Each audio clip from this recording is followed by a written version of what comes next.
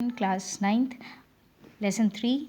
Our topic is youth in the Nazi Germany. Hitler was a fantastically interesting in youth of the country. दो मतलब कि युवाओं में जो हिटलर के की जो दिलचस्पी थी, यानी कि जो इंटरेस्ट था, वो काफ़ी जुनून की हद तक था. वो अपने जो यूथ थे उसको बहुत ज़्यादा अट्रैक्टिव कर रहा था. He felt that a strong Nazi society club to establish only by teaching children Nazi ideology. He required to control the child both inside and outside. तो इसीलिए उसने महसूस किया कि आप नाजी सोसाइटी को अगर स्टैब्लिश करना है तो यहाँ के जो बच्चे हैं तो उनको पूरी नाजी आइडियोलॉजी, नाजी जो विचारधारा है उसको सिखाना पड़ेगा. इसलिए बच्चों के इनसाइड या आउटसाइड स्कूल पर पूरा कंट्रोल करना पड़ेगा. What happened in school of नाजीम्स.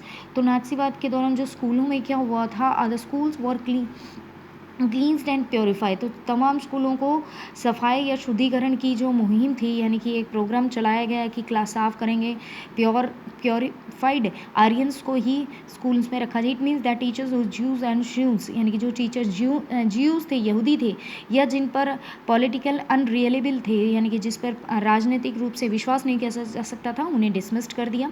Children's में भी सेग्रीगेशन कर दिया, अलग कर दिए. जर्मन्स और ज्यूज कुड नॉट एक साथ बैठ नहीं सकते थे, ना ही एक साथ खेल सकते थे.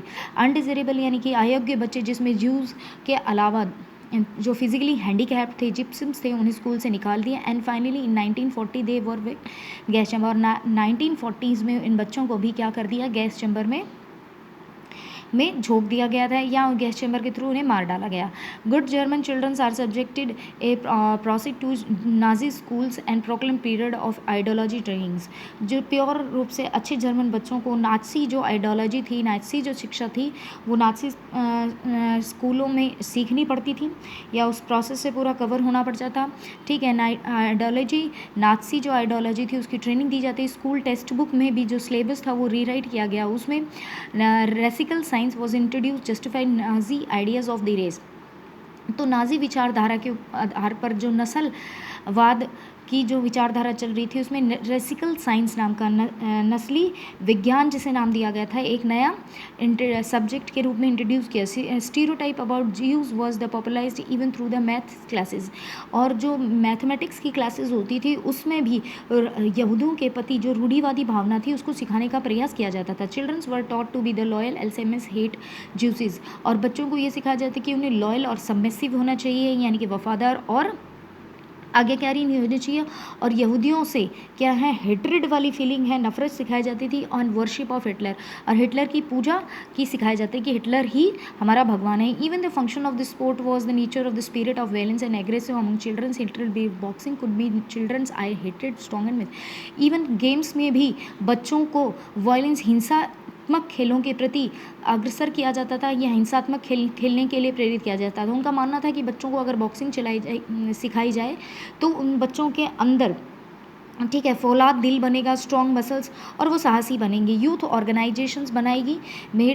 यूथ जो ऑर्गेनाइजेशन होती थी made responsible educating German youth in the spirit of the national socialisms. दो युवा संगठन होते थे, वो क्या करते थे, जर्मन यूथ को, जो यानी कि जर्मन के जो युवा थे उसके अंदर राष्ट्रीय समाजवाद की भावना को, क्या है, स्पिरिट को बढ़ावा देने के लिए, या राष्ट्रवाद की फीलिंग्स को अवेयर करने के लिए यूथ ऑर्गेनाइजेशन बनाए गए, जिसमें 10 ईयर्स ओल्ड है बच्चे होते थे.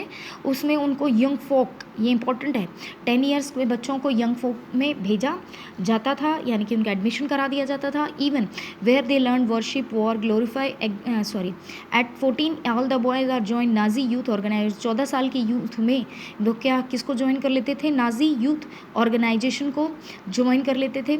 हिटलर यूथ भी, जिसका बाद में नाम हिटलर यूथ रखा गया था, ठीक है, यानी कि एक हिटलर यूथ होता था, ठीक है, कि यानी कि हिटलर यूथ की उन्हें सदस्यता लेनी पड़ती थी. They learn to worship, war, glorify aggressive violence and condemns democracy, hated Jews, communist, gypsies and all the categories of undesirable. जिसके अंदर 14 ईयर्स के अंदर ये क्या, इस संगठन में वे युद्ध के बारे में, ठीक है, एग्रेसिव आक्रामकता के बारे में पढ़ते थे, ये लोकतंत्र की निंदा के बारे में पढ़ते थे, प्लस ज्यूज़ के प्रति हेट्रेड वाली फीलिंग्स के बारे में सिखाया जाता था. और उन्हें मानसिक रूप से या दर्शनात्मक रूप से हिटलर के प्रति पूरी अपनी समर्पित वाली भावना जो थी ये उसको सिखाया जाता था।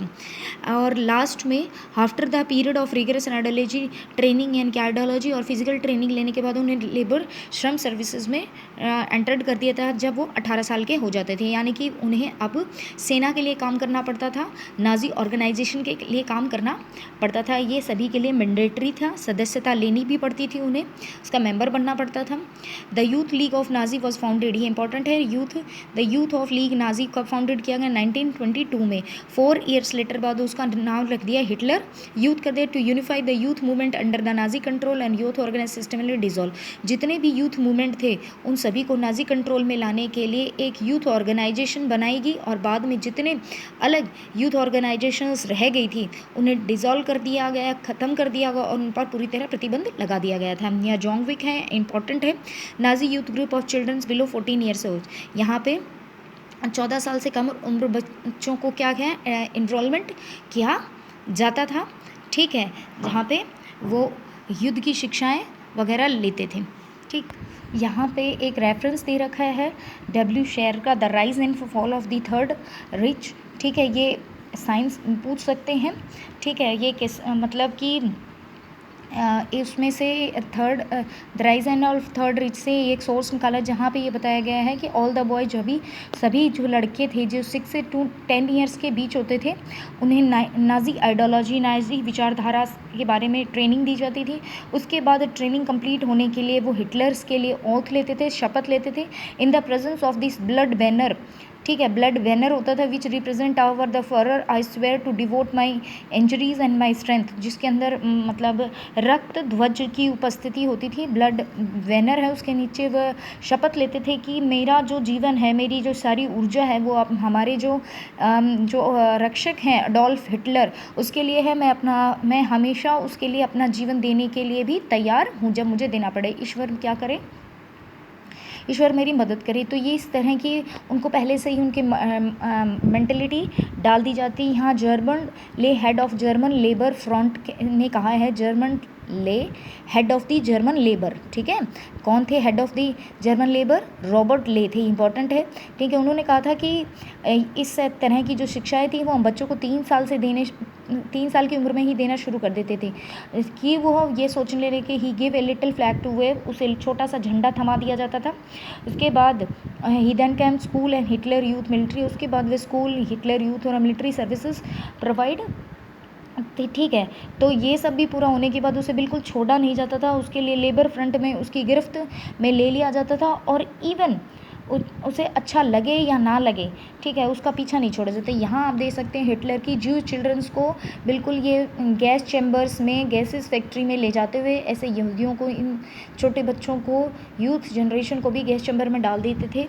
यहाँ पे देखने डिज़रेबल, यानी कि यहाँ पे वो डिज़रेबल जो रेसेस हैं, ठीक है, डिज़रेबल वांछित बच्चे, जहाँ पे हिटलर चाहता था कि इनकी संख्या ज़्यादा से ज़्यादा बढ़े। यहाँ पर आप देख सकते हैं पोलैंड के अंदर, ठीक है, जर्मन ब्लडेड जो बच्चे थे, इन्फेंट भी हैं, उसे यूरोप के लोगों को, पोलैंड जो एरिया नेक्स्ट किया था जर्मन ने, वहाँ पर यूरोप वाले बच्चों को इस पोलैंड एरिया में बसाने के लिए उन पर इस तरह के निशान बना देती थी कि ये प्योर जर्मन का सिंबल है। ठीक है, यहाँ पर माताओं के लिए भी उसने एक अलग से सोच रखी थी। तो इन्होंने कहा था कि जो जर्मनी में, नाजी जर्मन में जो महिलाएं हैं वो क्या है, आदमियों से बिल्कुल अलग है, उन्हें equal right of man womens की, महिलाएं जो लोकतांत्रिक अधिकार पाने के लिए जो संघर्ष कर रही है वो बिल्कुल गलत है, वो पूरी समाज और सोसाइटी को क्या कर देगी, डिस्ट्रॉय कर देगी। वाइल बॉयज़ को हमेशा क्या होना चाहिए, इसके विपरीत उन्होंने कहा जो बॉयज़ होते हैं उसे एग्रेसिव होना चाहिए, मस्कुलाइन होने चाहिए, स्टील हार्टेड होने चाहिए, जबकि गर्ल्स को एक अच्छी माँ बनना चाहिए और एक प्योर ब्लडेड की जो मदर बनकर ऐसे बच्चों को जन्म देना चाहिए जो प्योर ब्लडेड हो, या आर्यंस चिल्ड्रंस को जन्म देना चाहिए प्योर ब्लडेड को। गर्ल्स को सिर्फ अपने आप में शुद्धता, नस्ल के अंदर जो शुद्धता बनाए रखनी चाहिए। उन्होंने कहा कि ज्यूज से एकदम डिस्टेंस बना के रखना चाहिए और उन्हें अपने बच्चों को नाजी वैल्यू सिखानी चाहिए, और प्लस आर्यन कल्चर्स और उसकी रेसेस को मेंटेन करने का काम क्या है, मदर का ही है। 1933 में इम्पॉर्टेंट है ये, नाजी ने मतलब हिटलर ने कहा था कि मेरे स्टेट में सबसे इम्पॉर्टेंट सिटीजन्स कौन है, माँ। उन्होंने नाजी जो मदर्स थी उनको all mothers were not treated, Nazi Germany में सभी माओं को एक समान ट्रीट नहीं किया। उन्होंने कहा है which was undesirable childrens were punished, जो माई अनडिजरेबल चिल्ड्रंस को यानी कि ज्यूज और मतलब प्योर आर्यंस जर्मन्स जैसे बच्चों को जन्म नहीं देते तो उन्हें पनिश किया जाता था।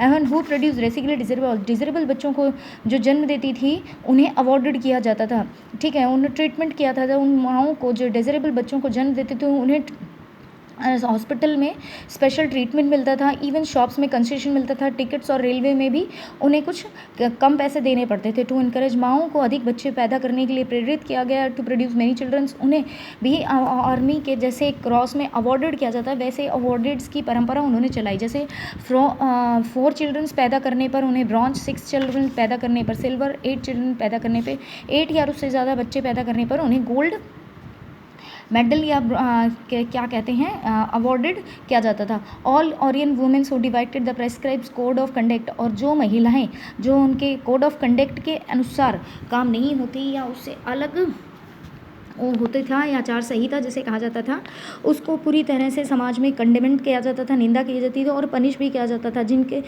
कॉन्टेक्ट ज्यूज से होते थे, जो पोल्स और रशियन से होते थे, उन्हें उन महिलाओं के बाल काट दिए थे, उनके फेस को बिल्कुल ब्लैकेड कर दिया जाता था और उन्हें गले में एक हैंगिंग प्लेट टांग दी जाती थी और उस पर लिखा रहता था, अनाउंसिंग होते हैं, I should the honour of the nation, कि मैंने अपने नेशन को, अपने राष्ट्र को क्या किया है, गंदा या मलिन किया है। क्योंकि जिन्होंने बिल्कुल प्योर आर्यन जर्मन बच्चों को जन्म नहीं देती थी, यानी कि अनडिजरेबल चिल्ड्रंस को अगर जन्म दिया था तो उन्हें इस तरह से इंसल्ट भी किया जाता था।